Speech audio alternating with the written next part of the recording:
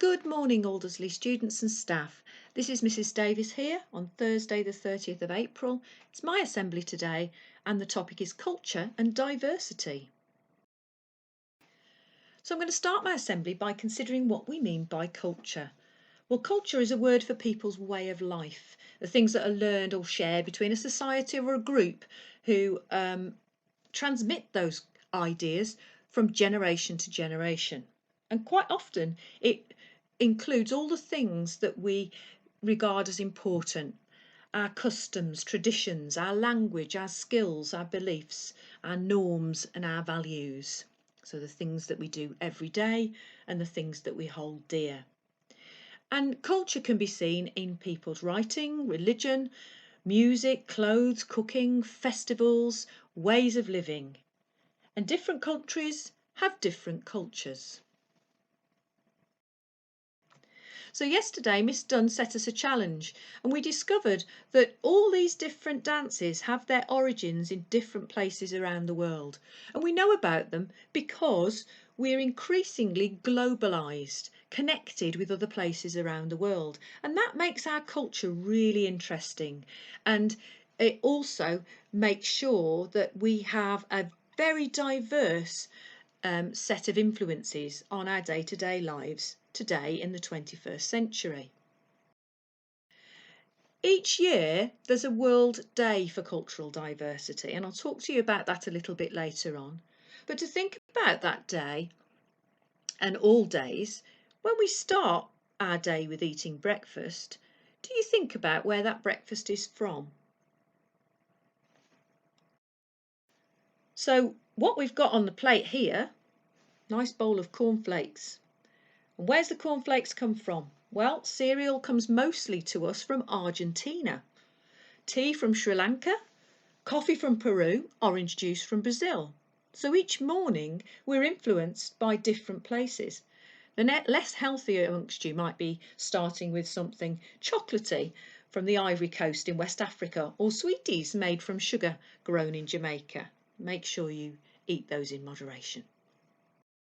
The clothes that we wear can be made in different parts of the world, and I would imagine that if you look inside your clothing today, you might find that your clothes might be made of cotton, which could be grown in a country like Malawi, or could have been sewn together in places like India or China. Your trainers are often made in Thailand, jeans are made in Bangladesh. We're connected with lots of different places, and fashion today is influenced by cultures from all over the world. When you start your lessons shortly, you may be using school supplies or your mobile phone indeed, that's been created or packaged in a different place. Again, demonstrating those links. You might have a calculator from Taiwan, a mobile phone designed in Finland, or those pencils and pens that may have come all the way from China. That's a dozen countries already, from what you wear, what you eat, and how you're getting ready for school, that you're influenced by. Britain has benefited from diversity throughout its long history, and it's currently one of the most culturally diverse countries in the world, and that's due to all of those links that we've just talked through. The food that we eat, the music we listen to, the clothes that we wear, all influenced by different cultures coming into Britain. One of Britain's favourite dishes, for example, is curry. Britons have enjoyed curry for a surprisingly long time. The first curry on the menu, apparently, was in 1773.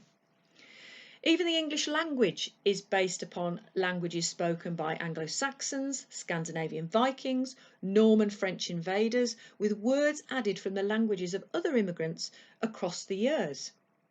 And valuing our diverse culture in Britain today is all about understanding and respecting other people's beliefs and ways of life, as we would expect someone to respect ours.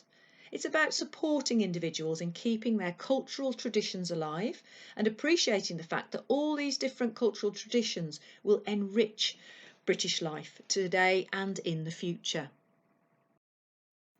One of our modern poets, Benjamin Zephaniah, wrote a lovely poem about the number of people who have influenced the British culture and wrote it like a recipe. Take some Picts, Celts and Silures and let them settle. Then overrun them with Roman conquerors. Remove the Romans after approximately 400 years. Add lots of Norman French to some, Angles, Saxons, Jutes and Vikings, then stir vigorously.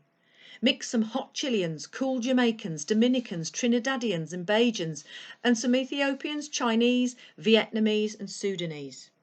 Then take a blend of Somalians, Sri Lankans, Nigerians and Pakistanis, combine with some Guyanese and turn up the heat. Sprinkle some fresh Indians, Malaysians, Bosnians, Iraqis, Bangladeshis, together with some Afghans, Spanish, Turkish, Kurdish, Japanese and Palestinians, then add to the melting pot. Leave the ingredients to simmer. As they mix and blend, allow their languages to flourish, binding them together with English. Allow time to be cool.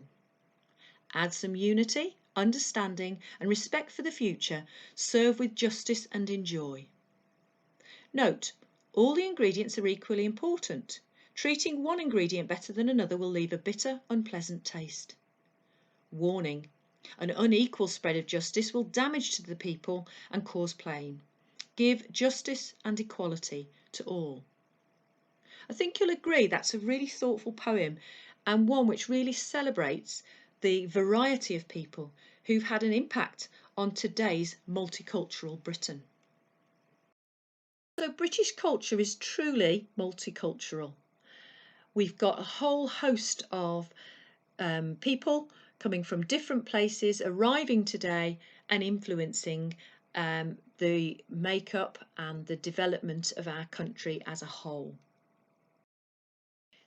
In our school community, I had a little look with some help from some friends, Mrs Fawkes and Mr Blewett, and found out that our school community, we've got 45 different languages spoken, and we've got students from 12 or more different ethnic backgrounds. So that's a really diverse school community. So this slide really brings it home.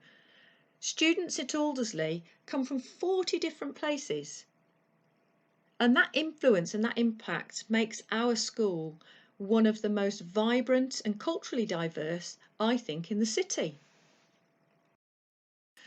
So at Aldersley High we celebrate our cultural diversity regularly, and Mrs Fawkes and her team of students who together form our culture club make sure that we understand and we know the ways in which our school is connected to lots of places around the world by developing displays. This one was for the Remembrance Day in November.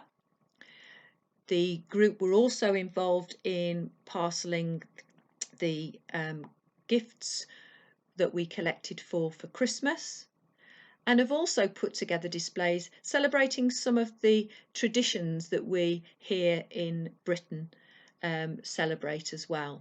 And you may remember there was a Christmas display with a lovely fireplace too. On May the 21st, it's the United Nations World Day for Cultural Diversity, and this is a specific day for countries around the world to celebrate and to find out about other cultures, to promote peace, stability and development. Because cultural understanding brings better tolerance and better relations between different places, and that's the central theme of the United Nations as an organisation. So each year they put out some suggestions of things that you could do, finding out about different cultures, inviting people from another culture or religion to share a meal with you and to exchange views, to share customs, to think about great thinkers from other cultures, go to a different place of worship. There's lots of ways in which we can celebrate and explore other cultures. And thinking about how well different places are represented, I just want to leave our thoughts today with the National Health Service, and I was flabbergasted to find out that there are 212 nationalities represented in our NHS staffing in the UK, and there's just 102 on the flag diagram on the right hand side there. As you can see, our sister school Morton at the mini school produced a fabulous banner to celebrate and to commemorate the work of the NHS at this time. So yesterday you were challenged by Miss Dunn to dance around like no one's watching. How did it make you feel? So here are my challenges for today. First one, to complete some research about a different culture and produce a poster about it. Choose one that you don't know very much about. Get active in the kitchen could be a second one. We've got lots and lots of inspiration coming from our food technology team and Aldersley chefs to inspire you to cook something from a different part of the world. And then the third one builds on Miss Dunn's challenge yesterday, which is to learn a dance from your own or another culture. You could go back to those ones within the quiz earlier on to see whether or not you can learn one of those. All of those can be tweeted at Aldersley High School on Twitter, or send them to us via Teams. So just a reminder that our heads of year are online to support you if you need anything from 8 o'clock until 4 o'clock, and you can contact your teachers through your Teams channel as well. So last but not least, think about our active coping calendar. It's the last day in April today, and the 30th of April suggestion is to remember that all feelings and situations pass in time. We're in a very strange world at the moment, but it will all be a better place sometime soon in the future. And that fabulous diversity of approaches and people to support us will help us get through that. Take care, stay safe, and have a fantastic day in school.